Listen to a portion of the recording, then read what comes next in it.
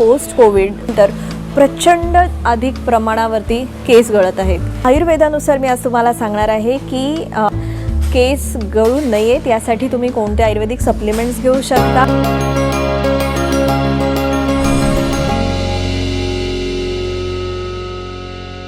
Hello friends आणि वेदीफाय या YouTube चॅनलवर आपणा सर्वांचे सहर्ष स्वागत आहे।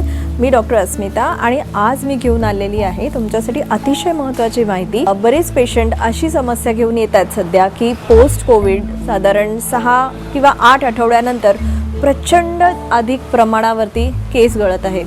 त्यामुळे पोस्ट कोविड हेअरफॉल ही सध्याच्या काळातली अत्यंत भेडसावणारी अशी समस्या आम्ही डॉक्टर्स फेस करतोय।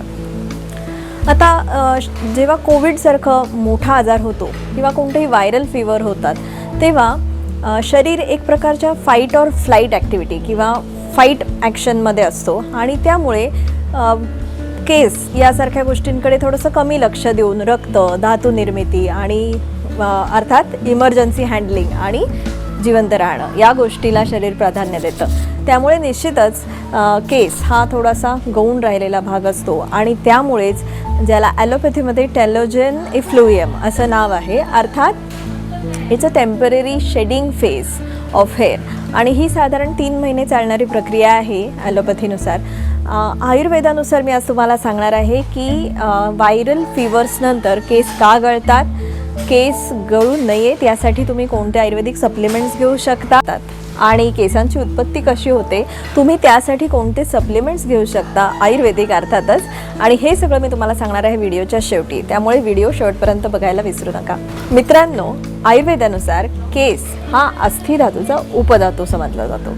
अर्थात जेव्हा अस्थिधातू निर्माण होतो तेव्हा बाय प्रोडक्ट म्हणून केस, नख इत्यादी यांची निर्मिती होत असते। तर त्यामुळे कोविडचं जे इन्फेक्शन आहे हा व्याधी मुळातच रक्तधातू किंवा ब्लड सेल्सला अटॅक करणारा आहे, ठीक आहे। आणि मग त्यानंतर तयार होणारा मांस आणि अस्थिधातू वगैरे हा खराब निश्चितच होणार आहे। त्यामुळे याला जर आपल्याला सुधारायचं असेल तर मुळात रस आणि रक्तधातूंची चिकित्सा करणं अत्यंत आवश्यक आहे, ठीक आहे। तर जरी ही एक टेम्पररी फेज असली किंवा जरी शरीर शॉक याच्यामध्ये असेल तरी आपण असे काही उपाय निश्चित करू शकतो। असे काही इंटरनल होम रेमेडीज म्हणूया किंवा घरगुती उपाय किंवा डाएट, लाईफस्टाईल ह्याच्या चेंजेस निश्चित करू शकतो, ज्यामुळे आपण हे हेअर थिनिंग थांबवू शकू आणि हेअर रिग्रोथला मदत करू शकू। ही रक्तगत उष्णता तुमची वाढलेली असते, तर त्यामुळे त्या वाढलेल्या उष्णतेमुळे म्हणा किंवा मंद ज्वर जो शरीरात शिल्लक राहतो, मी जसं मागच्या व्हिडिओमध्ये सुद्धा सांगितलं पोस्ट कोविड कॉम्प्लिकेशन्सच्या की जेव्हा कोविड बरा होतो त्यानंतरही त्या व्हायरसचा काही अंश शरीरात शिल्लक असू शकतो। बारीक ताप येणं किंवा अंग दुखणं, जडावल्यासारखं वाटणं, फ्रेशनेस नाही वाटणं वगैरे ह्या सगळ्या त्याची ही सगळी लक्षणं आहेत। तर हेच कारण आहे की आयुर्वेदाप्रमाणे की सगळ्या प्रकारच्या व्हायरल फीवर्समध्ये रक्तधातूवर अटॅक होतो आणि त्याच कारणामुळे पुढे प्रचंड प्रमाणामध्ये केस गळणं ही समस्या होऊ शकते। कोविडमधनं आपण वाचलो हे आपलं सौभाग्य असं समजायला पाहिजे आणि तुम्ही असं समजा की बरेच जण त्यातनं वाचू नाही शकले तर आपल्याला जो त्रास होत आहे, मी आपल्याशी अगदी सहमत आहे की केस गळणं ही खूप मोठी समस्या असू शकते किंवा खूप दुःखदायी समस्या असू शकते आणि त्यामुळे काही लोक अगदी डिप्रेशनमध्ये जाताना सुद्धा मी बघितलेली आहेत। कारण पेशंटचे फोन असेच येतात की अक्षरशः पुंजकेच्या पुंजके केस गळत आहेत आणि स्त्रियांमध्ये हे दुःख थोडंसं आणखीन जास्त मल्टिप्लाय होतं कारण खूप लांब केस असतात आणि सबंध केस मुळापासून जाताना पाहणं किंवा अगदी काही पेशंट्सनी मला फोटो पाठवले आहेत की त्यांना केसांमध्ये बॉल्ड पॅचेस व्हायला सुरुवात झालेली आहे। तर सगळ्यात पहिल्यांदा तुम्हाला मला असं सांगायचं आहे की घाबरून जाऊ नका, ही एक पासिंग फेज आहे, ठीक आहे। जेव्हा केसांना किंवा शरीराला किंवा मनाला एक प्रकारचा क्रॉनिक स्ट्रेस असतो किंवा खूप मोठा शॉक असतो, शरीरामध्ये कोणतं तरी मोठं इन्फेक्शन होतं, जसं की आता आपण कोविड इन्फेक्शन बघतो आहे, तर ह्या इन्फेक्शनमुळे, ह्या क्रॉनिक स्ट्रेसमुळे आणि एकूणच जे भयाचं वातावरण आहे आसपास, तर त्यामुळे शरीर एक प्रकारच्या शॉकमध्ये जातो आणि केसांची मुळंसुद्धा त्याच प्रकारे निर्जीव व्हायला सुरुवात होतात। तर हे सगळं हळूहळू जसजसं तुम्ही योगा, प्राणायाम, मेडिटेशन आणि एक बॅक टू नॉर्मल प्रकारची जी लाईफस्टाईल आहे ती तुम्ही सुरू कराल. रिअश्युरन्स ही याच्यामध्ये सर्वात मोठी चिकित्सा आहे किंवा आश्वासन चिकित्सा ज्याला आम्ही आयुर्वेदात म्हणतो, की प्रत्येकाने आश्वस्त राहायला हवं की हे जे गेलेले केस आहेत हे पूर्णपणे तुम्हाला परत येणार आहेत. चला तर मग आपण समजून घेऊयात की नेमके असे काय छोटे छोटे उपाय केल्याने आपण हा हेअरफॉल थांबवू शकतो आणि रिग्रोथला मदत करू शकतो. सर्वात प्रथम म्हणजे आहारामध्ये प्रोटीन्सचं प्रमाण तुम्हाला वाढवायला पाहिजे आणि त्यासाठी सर्वात उत्कृष्ट भाजी म्हणजे पालक किंवा स्पिनॅच. यामध्ये अत्यंत पोषक अशा प्रकारचे केराटोप्रोटीन्स उपलब्ध आहेत आणि त्याच्यामुळे तुमची कोविडच्या नंतरची रिकव्हरीसुद्धा सुधारणार आहे आणि केसांनासुद्धा बळकटी मिळणार आहे.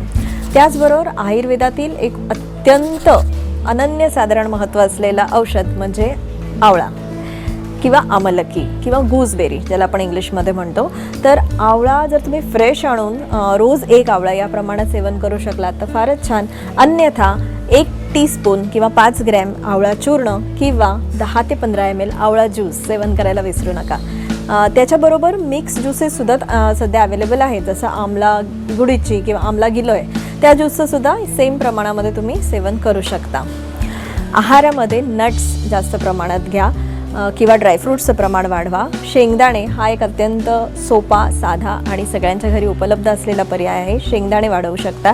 त्याचबरोबर वेगवेगळ्या प्रकारचे सीड्स जसं की सूर्यफूल आहे किंवा पंपकिन सीड्स आहेत, टरबुजाच्या बिया आहेत, भोपळ्याच्या बिया आहेत, यांचं सेवन आवर्जून. ह्या बिया मार्केटमध्ये आयुर्वेदिक काष्टौषधांच्या दुकानांमध्ये किंवा हल्ली मॉल्समध्ये किंवा ऑनलाईनसुद्धा बऱ्याच ठिकाणी अवेलेबल आहे. तर ह्या सीड्स घेऊन तुम्ही त्याचा समावेश आहारामध्ये ठेवा. ठीक आहे. सीड्सवरून आठवलं, फ्लॅक्स सीड्स हा एक खूप चांगला सोर्स आहे ओमेगा 3 फॅटी ॲसिड्सचा आणि फ्लॅक्स सीड्सचं सेवन केल्याने केसांना एक प्रकारची चमक आणि त्यांची जी ग्रोथ आहे ती रिग्रोथसाठी तुम्हाला निश्चितच मदत होईल. त्याचबरोबर आहारामध्ये तुम्ही एग व्हाईट्स यांचा समावेश करू शकता, कारण हे खूप चांगलं प्रोटीन आहे. एग प्रोटीन हे केसांसाठी सर्वोत्कृष्ट समजलं जातं आणि शाकाहारी लोकांनी त्याच्या बदल्यात टोफू किंवा पनीर यांचं सेवन करायला काहीच हरकत नाही. त्याचबरोबर आहारामध्ये डेअरीजचं इन्क्लुजन अर्थात दूध आणि दुग्धजन्य इतर पदार्थ यांचं सेवन तुम्ही वाढवायला हवं. पचन संस्था बघून आपल्या पचनानुसार गाईचं दूध आणि गाईचं तूप किंवा गाईचं पनीर वगैरे ह्या गोष्टी तुम्ही घेऊ शकता. ठीक आहे. जसं की ऑरेंज, मोसंबी किंवा लिंबू, लेमन ज्यूस याचं, कारण क जीवनसत्व हे वेअर अँड टेअर किंवा गेलेली शक्ती परत मिळणं आणि रिपेअर अँड डॅमेज ह्याच्यासाठी आपण इवन ड्युरिंग कोविडसुद्धा आपण विटॅमिन सी देतो. विटॅमिन डी आणि कॅल्शियम हे सगळं तुम्ही सप्लिमेंट्समध्ये घेतलं तरी हरकत नाही.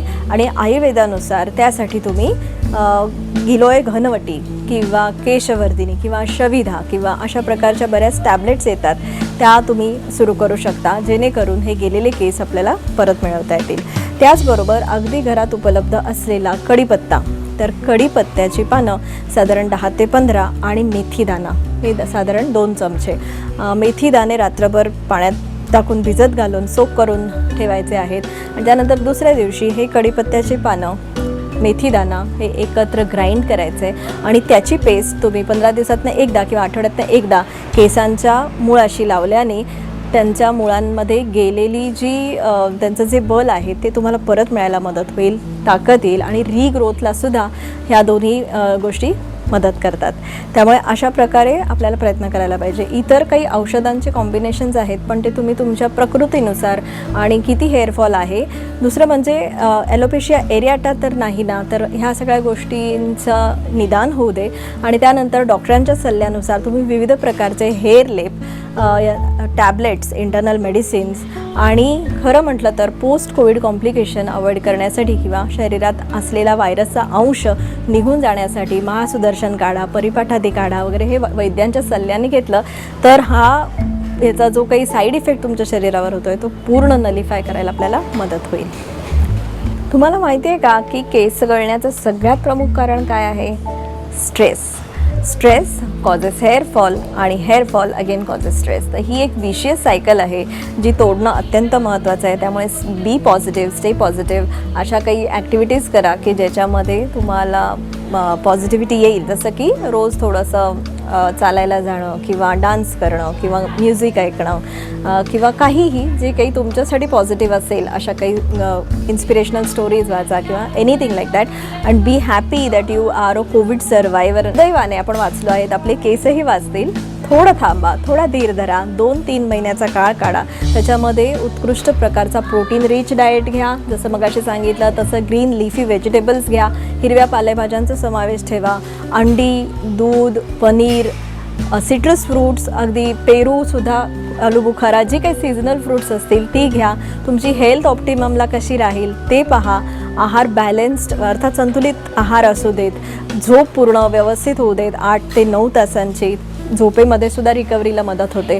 आणि अतिशय महत्त्वाचं आणि माझ्याकडनं राहून गेलेलं म्हणजे सनलाईट, ऊन जे आहे तर ते तुमच्या शरीरामध्ये विटॅमिन डी प्रोसेस करायला मदत करतं. तर थोडा वेळ सकाळी 10 मिनटं तरी उन्हात बसा. त्याच्यामुळे सुद्धा हेअर लॉसमध्ये खूप आमूलाग्र बदल तुम्हाला पडलेला दिसून येईल. ठीक आहे. आणि त्या व्यतिरिक्त केस गळत आहेत म्हणून काही काही पेशंट्स असं असतं की ते लोक केस विंचरत नाहीत, दिवसभर किंवा 2-2 दिवस केसांमध्ये फणी लावत नाही अजिबात. तर हे अतिशय चुकीचं आहे. हां, तुमची केसांची मुळं निश्चितच वीक झालेली असणार आहेत, पण ते जे गळायचे ते थांबू नाही शकत. त्याच्या मागून जी रिग्रोथ येत असते ती त्यांना पुश करत असते आणि त्यांना खाली पडायला किंवा हेअर फॉल व्हायला हे करत असते, स्टिम्युलेट करत असते. तर असू देत, जे काही गळायचे ते गळून जाऊ देत. आपण आहारातून आणि आपल्या हेअर लेप म्हणा किंवा सप्लिमेंट्स म्हणा किंवा जसं आपण आवळा, गिलोय वगैरे, ज्वरग्न औषधं हे सगळं मगाशी बोललो, त्यातनं नवीन हेअर येण्यासाठीचा आपण प्रयत्न निश्चित करत राहूया.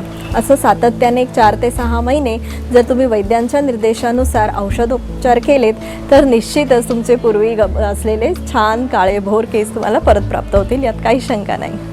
हा व्हिडिओ आपल्याला कसा वाटला याविषयी मला नक्की कळवा आणि पर्सनल कन्सल्टेशनसाठी खाली दिलेल्या नंबरवरती नक्की कॉन्टॅक्ट करा. आणि केसांच्या कोणत्याही समस्यांसाठी किंवा कोणत्याही प्रकारचा हेअर लेप, hair medicines, post Covid complications किंवा आतून राहिलेली काही पोस्ट कोविड लक्षणं ही असतील तर निश्चित मला संपर्क करा. तुम्हाला हा व्हिडिओ कसा वाटला हे मला कमेंट सेक्शनमध्ये लिहून कळवा. आणि तुमचे मित्र, नातेवाईक आणि इतर सर्व रुग्ण किंवा ओळखीचे यांच्याशी हा व्हिडिओ निश्चित शेअर करा, कारण सगळीकडेच सध्या ही समस्या खूप मोठ्या स्वरूपाचं रूप धारण करते आहे. त्यांना थोडासा दिलासा मिळेल, थोडी माहिती मिळेल आणि त्यांची विश्वास बांधून ठेवण्यात आपल्याला मदत मिळेल. ठीक आहे. वेदीफायवरचे व्हिडिओज आपल्याला कसे वाटतात याबद्दल कॉमेंट सेक्शनमध्ये करा. तुम्हाला जर हा व्हिडिओ आवडत असेल तर लाईक करा, हा व्हिडिओ भरपूर शेअर करा आणि अजून चॅनल सबस्क्राईब केलं नसेल तर नक्की करा. नमस्कार.